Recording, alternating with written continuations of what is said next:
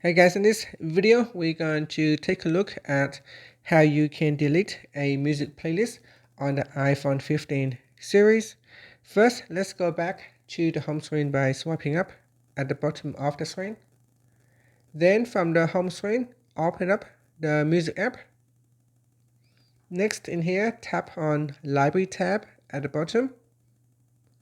Then tap on Playlist. In here, select a playlist that you would like to remove. So here I'm going to select this playlist. So tap on that. Then tap on the More button. Next tap on Delete from Library. Then tap on Delete Playlist. And that's it. So that is how you can delete a playlist. Now if you are in the library playlist, another way to quickly delete a playlist is touch and hold on the playlist. Then tap on Delete from Library, then tap on Delete Playlist. So that is another way how you can do it directly from the playlist screen. And that's it. Thank you for watching this video. Please like and subscribe to my channel for more videos.